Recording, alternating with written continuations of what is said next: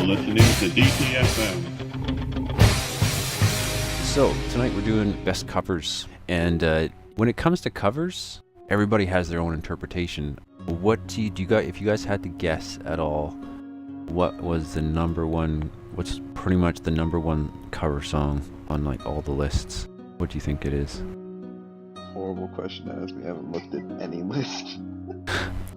You don't even really have to think of a list. What do you think?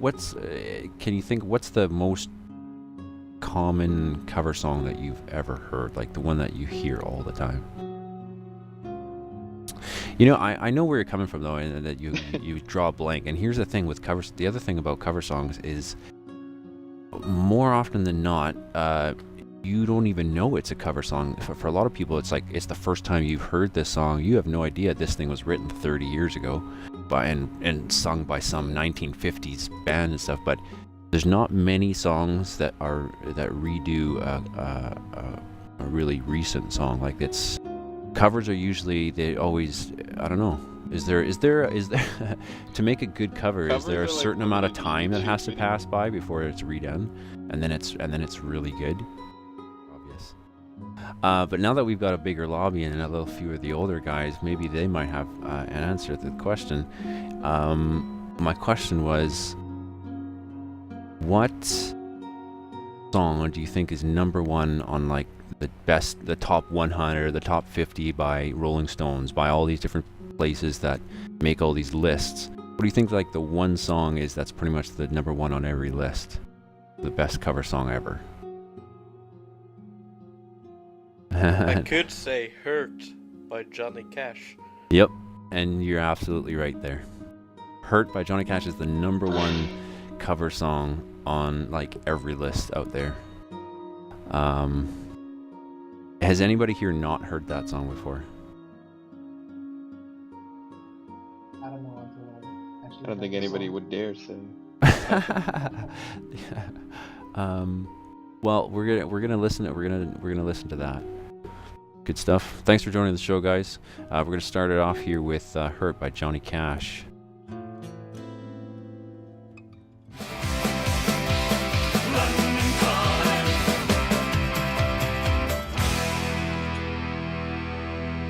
Canadian band. Too bad everybody who missed last week's Canadian Artists Week.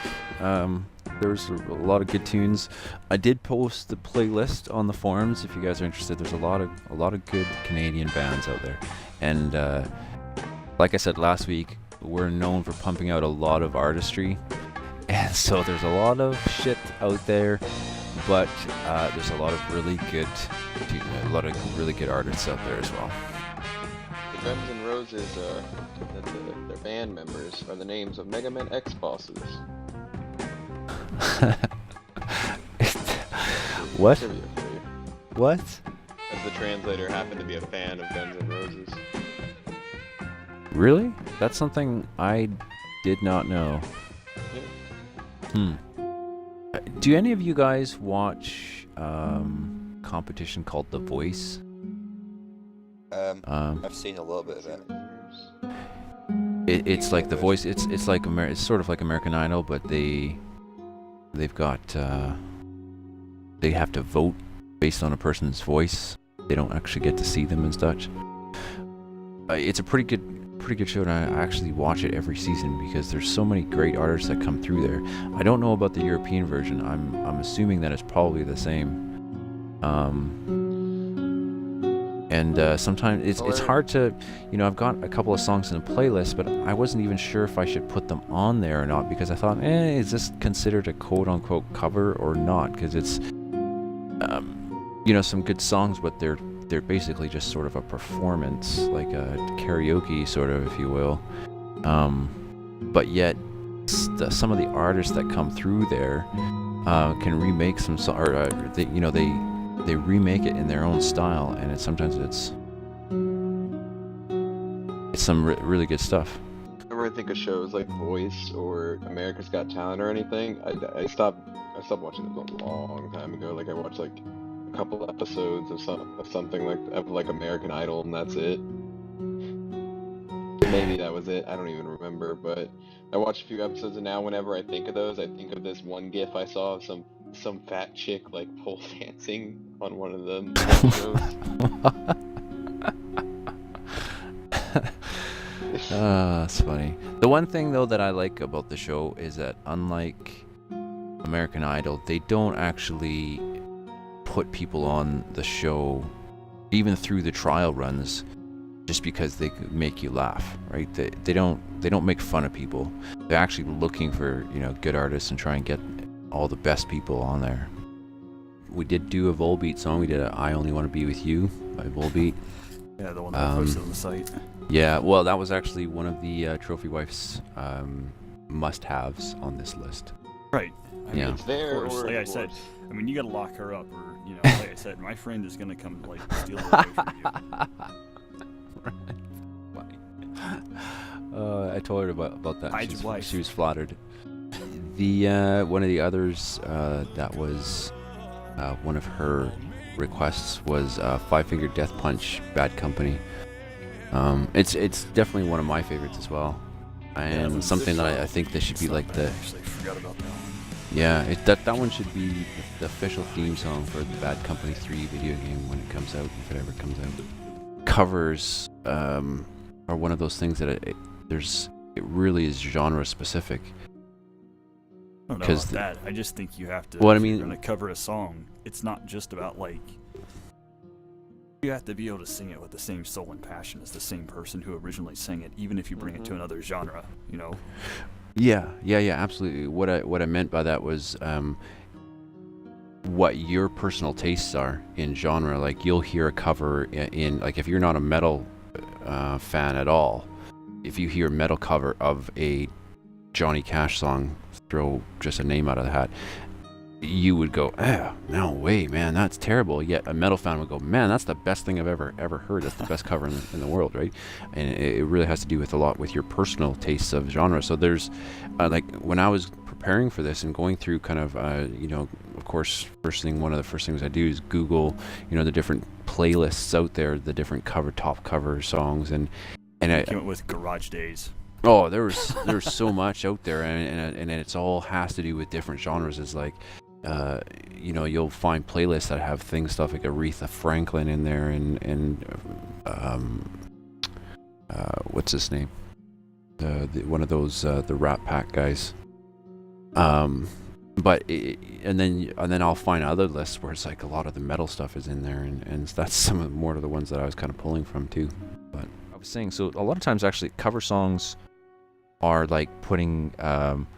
Usually they'll go with the tempo. It's like one direction or the other. Like they'll take a song and they'll either make it an acoustic version of it, or what you see a lot of is the rock bands or metal bands taking one of those songs and upping the tempo or and those are usually what are the ones become successful.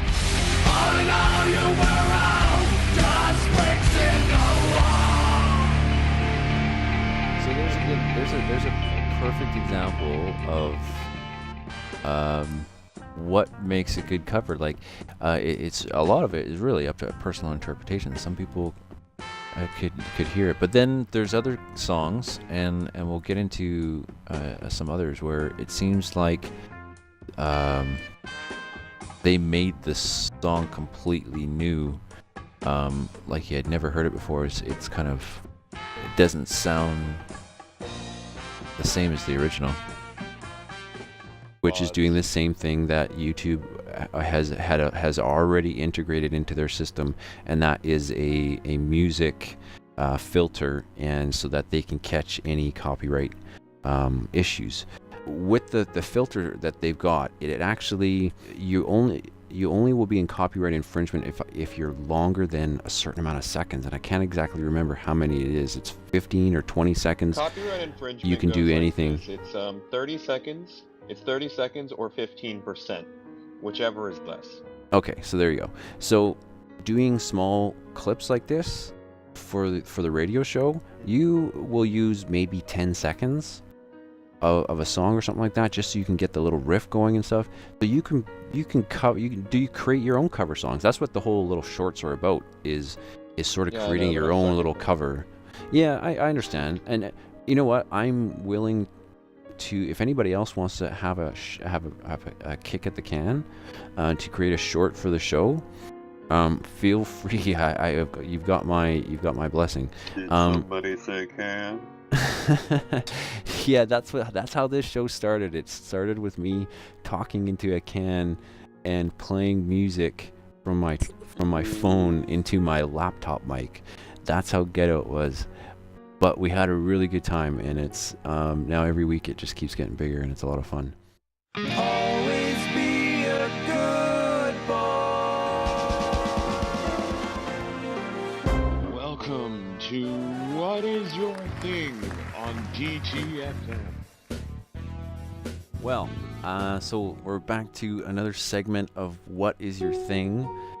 What we talk about is what is it that people know about you? What is it, if someone describes you, if somebody were to say, hey, you know, it's that guy, he does this, or he's the one who really likes to collect Star Wars characters, you know, the ones that he's got in his room, still in the boxes.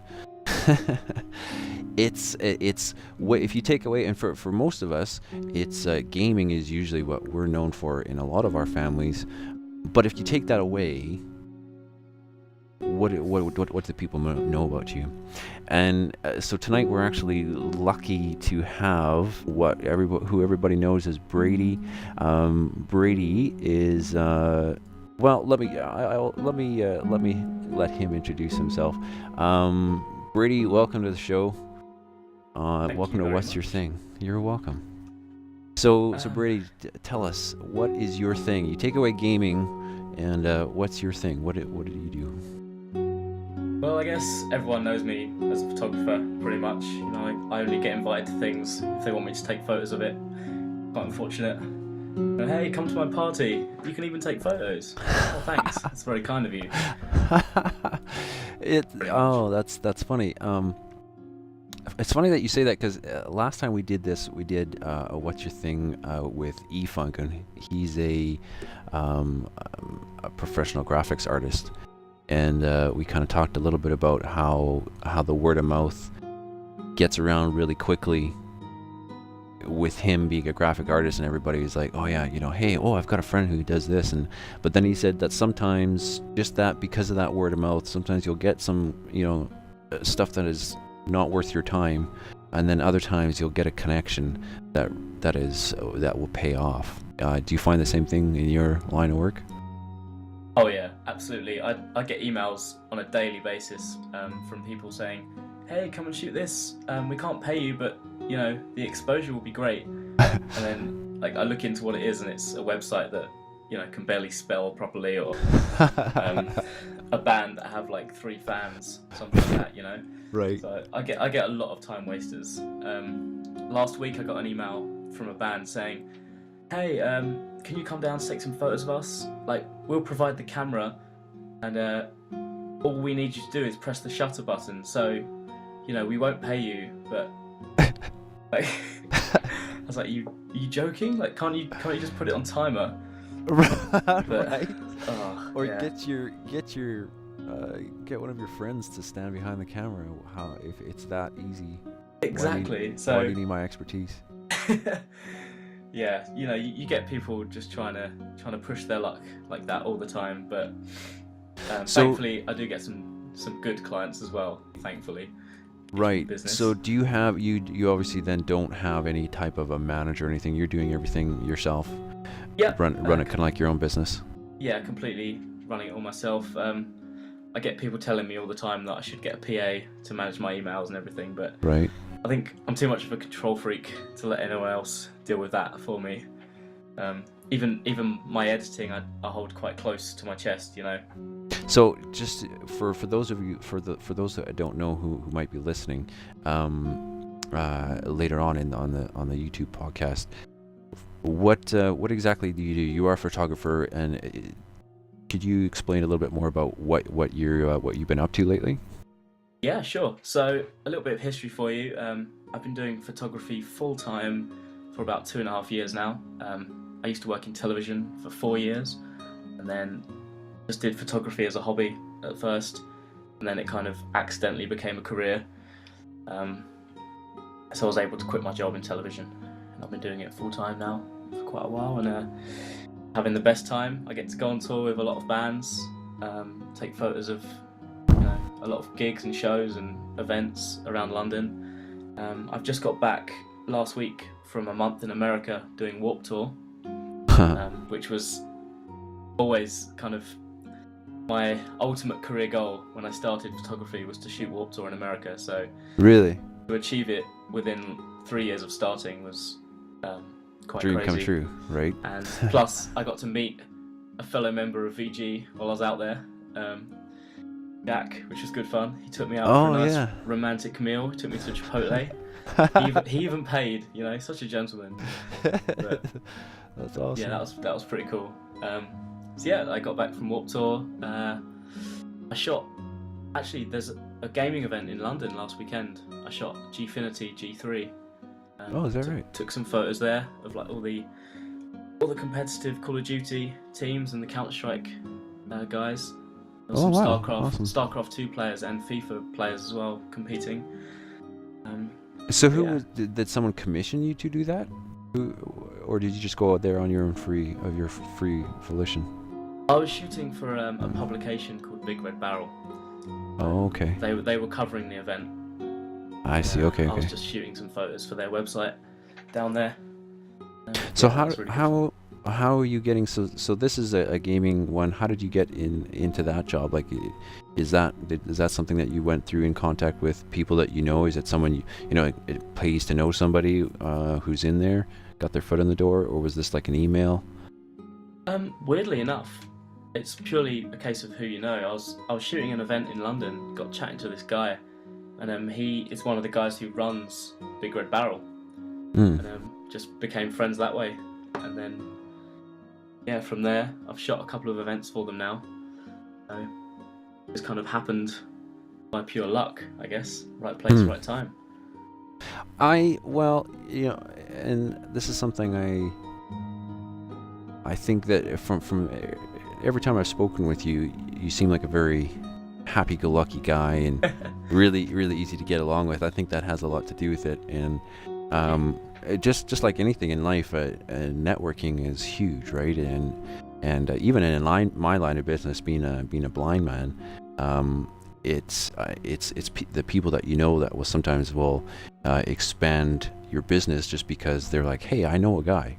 And the next thing you know, a big company gets your name from so and so, and you've got yourself a big deal on your hands. Yeah, absolutely. I think probably 95% of my work comes from word of mouth. People that I've worked for before just recommending me for other jobs. I'm incredibly lucky in that I've never really had to look for work with photography. All the jobs have come to me.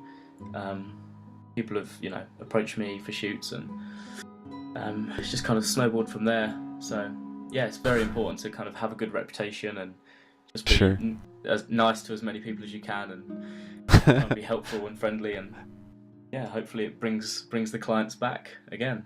Right.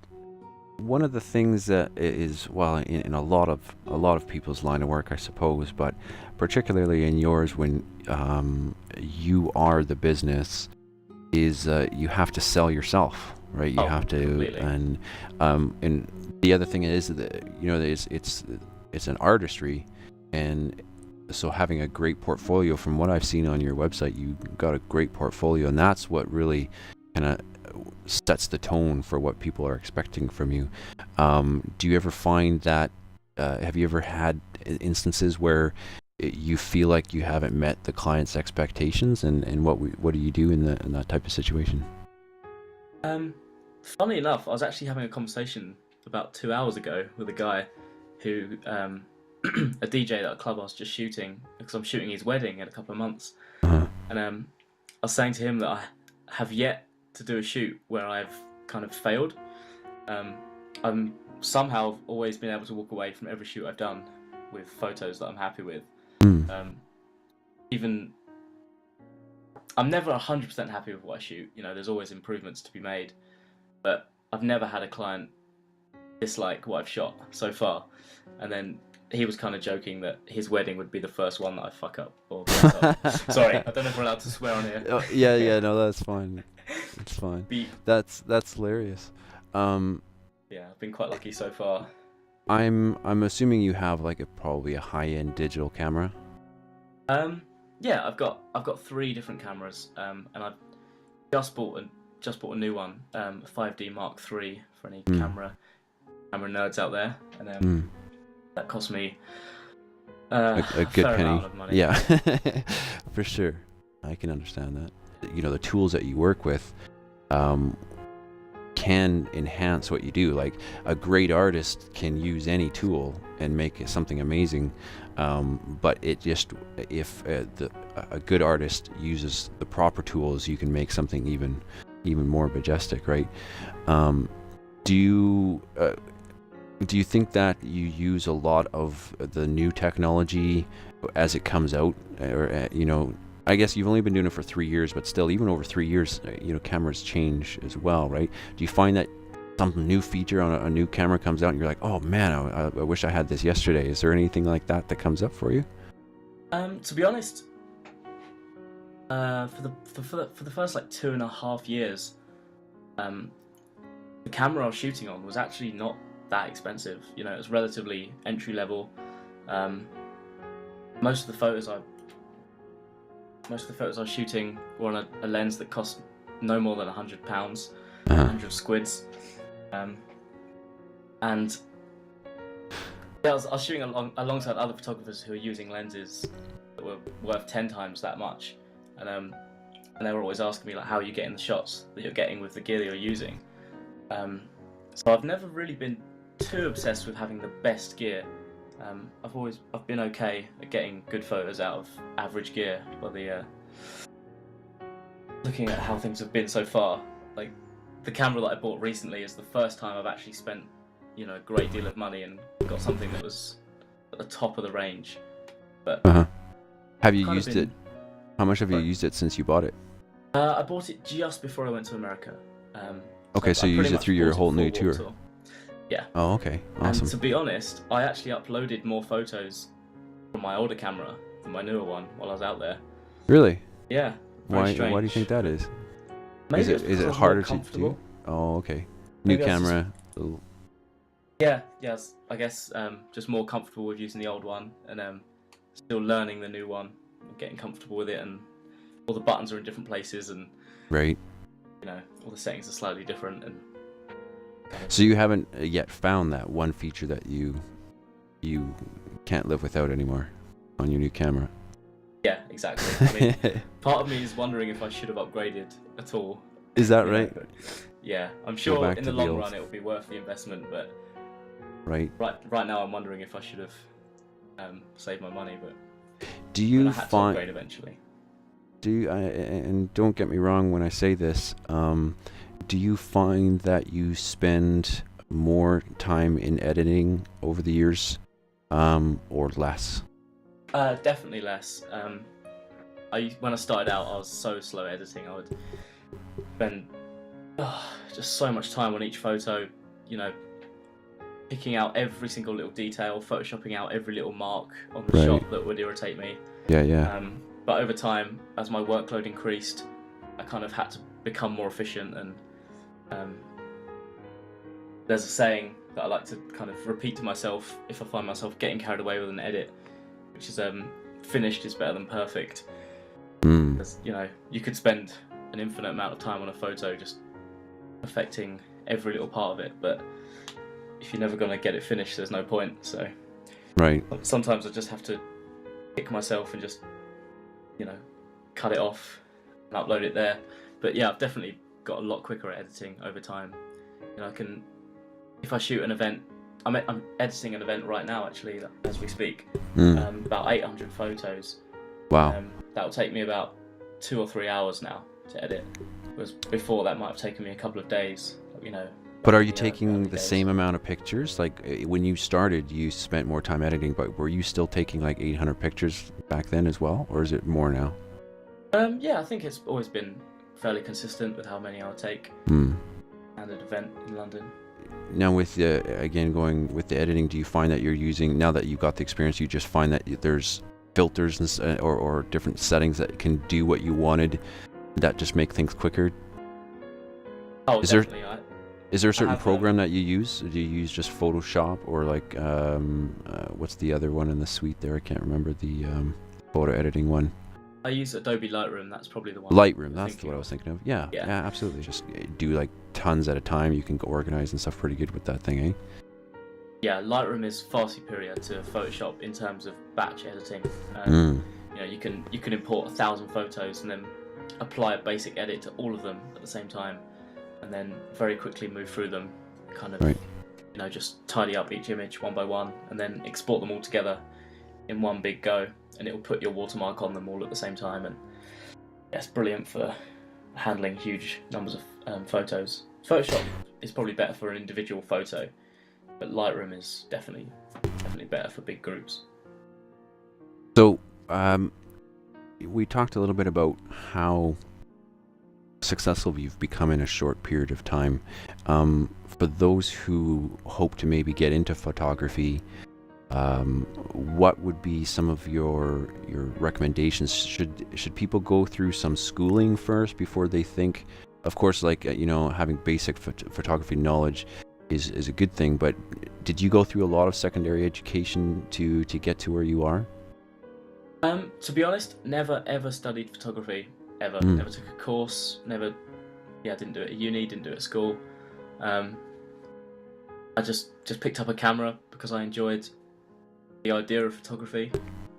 And sorry, just looking at the chat there. That's all right. Yeah, just bought an SLR one day for a hobby. Just started taking photos of like landscapes and sunsets and things like that, and just taught myself. But going back, you did mention you did go to university.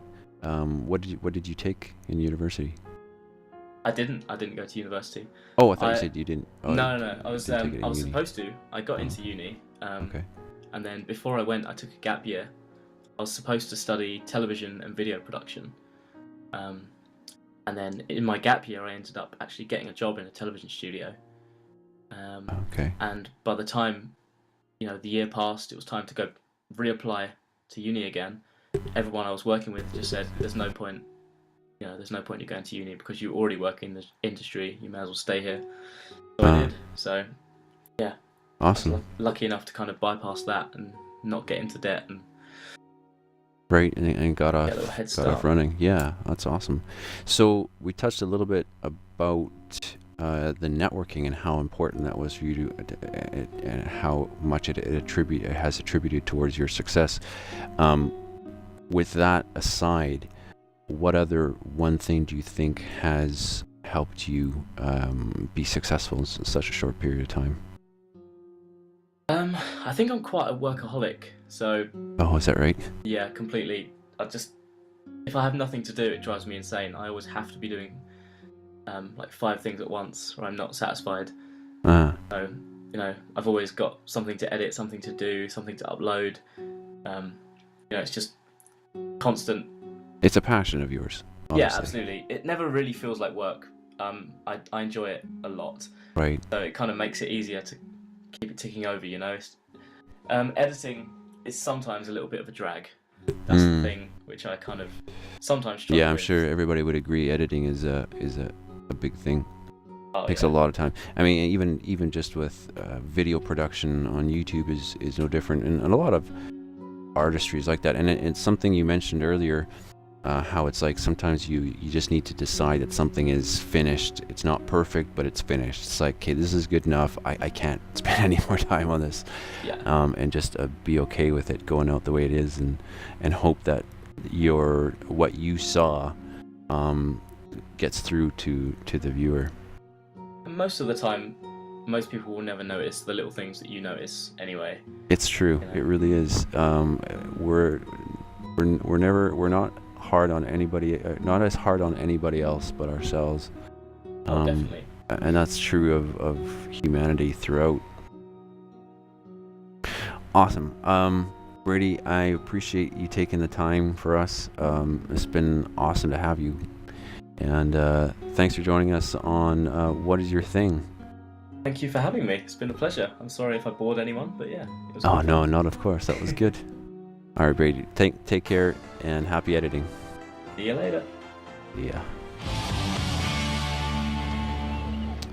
It was an interesting conversation that came up in the chat that I was kind of curious about, and that is how many people actually use the same gamer tag, throughout their different games. And I know that on the PS4 or a PlayStation altogether, even the PS3, people would change their names quite often because it didn't cost anything.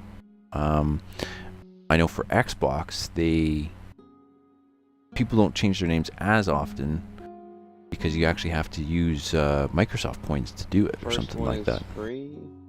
The way it works on Xbox, at least on the 360, I don't know if it's still the same anymore, but the way it works is they give you a randomly generated name first, and chances are you probably don't like that name. So you get one. See, my friend's name was like Armpit 37 or some shit. Like that. What? Are you serious?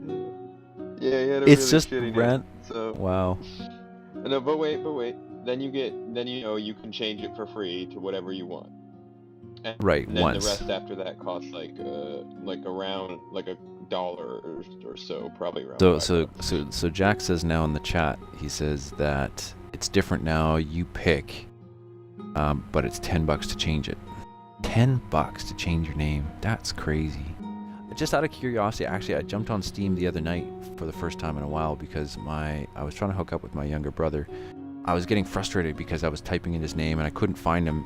Turns out he has exclamation marks in the middle of his gamer tag. So I was just out of curiosity, I typed in "blow me," and there's and it's funny how Steam it starts to give you examples of all the different people whose name is "blow me," and it starts with the people who are closest to you. So there's only one guy who's closest to me, named "blow me," and he was in the U.S. So I was like, oh good, there's no Canadians.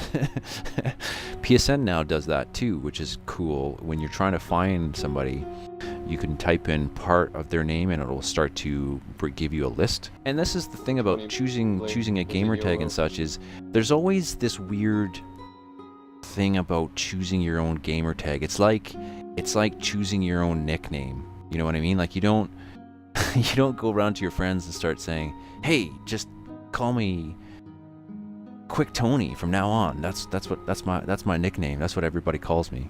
Who calls you that? Boner No. Killer Well, 67 I want. here. I mean, and I'm no different, really. I mean, I got mine like way back in the day when I first started PC gaming. I was playing competitive Counter-Strike on PC, and my younger brother Quick actually come up with the name for himself at first, and didn't like it. And he was like, yeah, well, hey, it works better for you anyways. So I took on the DynamiteTiger tag from then on. This was got to be like 15 to 20 years ago. I've had my gamer tag. I started I had DynamiteTiger. I started my DynamiteTiger at hotmail.com, and ever since then, anything and everything that I put my name to is the same gamer tag. For me, it's kind of like it's another persona, right? It's your online persona. It's who you are. So if you're changing gamer tags all the time, really what you're doing is you're trying to reinvent yourself, right? You're like, okay, well, I'm done with that set of friends, or I'm done with that game, so I'll start a new persona and invite the people that I want in that circle to my friends list. And maybe I sound very judgmental, I don't know, but I mean, that's, for me, I would think that you would find what you think is what represents you, who you are, sort of in sort of a gamer tag per se, and stick with it. Any first-person shooter, and a lot of games these days, it all relies on somebody saying, "Yeah, let's do this. Let's get together." And this is what the whole, this is a direction that VG as in general is trying to go, and this is something we've even discussed among admins, is that the game leader's position and that structure is the future of gaming at this point, because there are, like never before, so many games for us to play, and just like everybody's individual styles of or their favorites in movies or genres of movies is the same in their gaming as well. And some people will only play one or two different kind of type horror kind of games, and sometimes there's others who like that's all they like. They love that kind of game. As the whole gaming community starts to become more and more segregated into smaller groups of people playing different games, so do we need to be the same, and emulate what's happening in the industry, in the gaming community in general. So it's Yeah, it feels like go ahead. it feels like video games nowadays are really starting to go more towards like this teamwork oriented thing. You know, getting your friends together and going on a team and trying to make a difference that way, instead of it just being like back in the old days of Quake or something. You know, you join a free-for-all match on your dial-up connection or whatever, and you do as much as you can, and it's based on your own skill by yourself. You know, you didn't really worry about friends all that much. Well, it's something Now it's happening because of technology, right? And it's, as technology is progressing, they're able to do that. I mean, if you think back, because of the sense of community.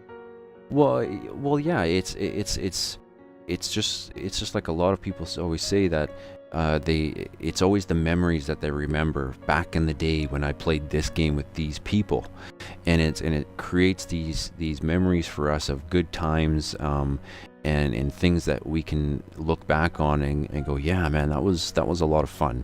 And it sometimes can be just the simplest of things, but it's mostly has to do with the people, and that's what you will remember is the fun times that you had, the jokes.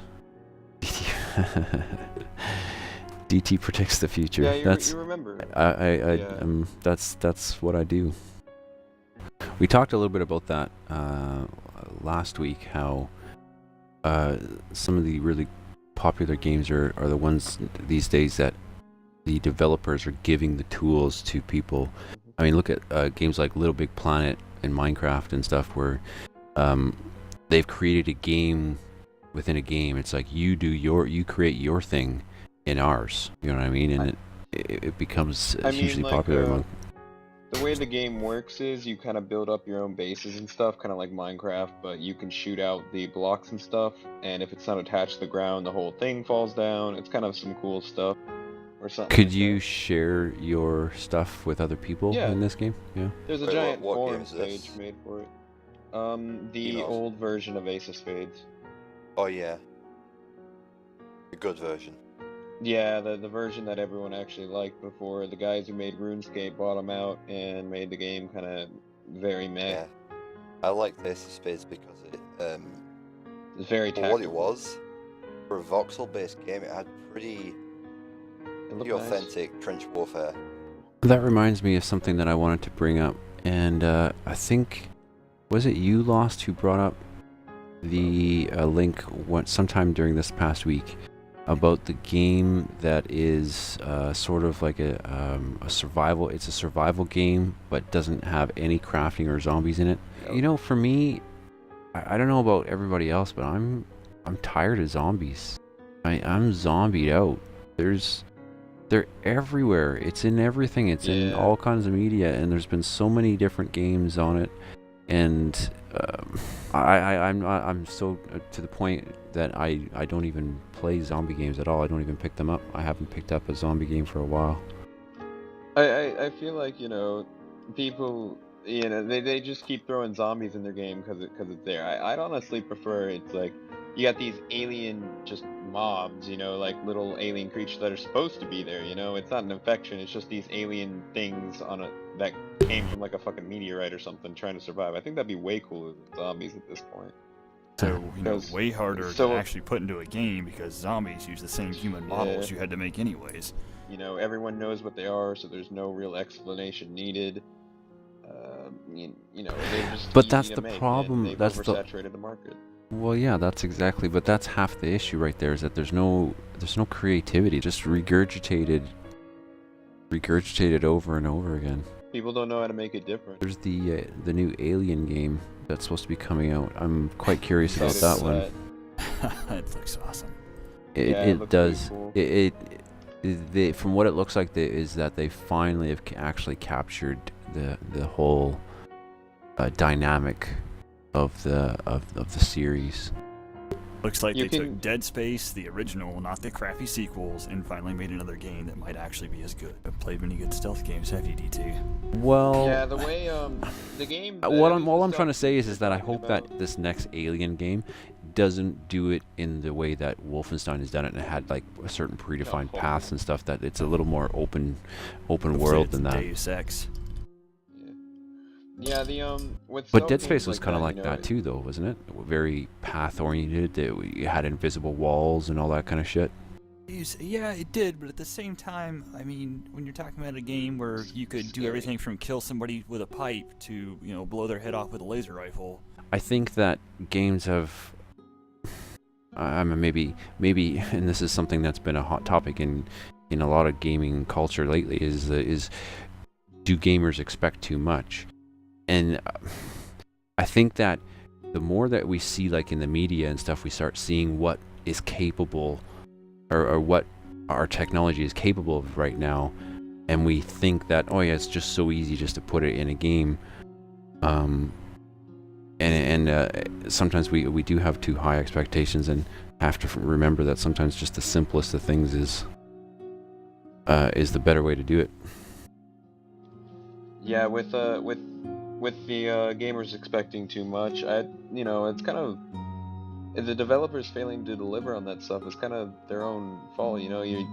Maybe they announced a game too early. Maybe they should have waited. Been like, this game's in really early development. It'll still take like another 2 or 3 years to get this done. Really take their time on it.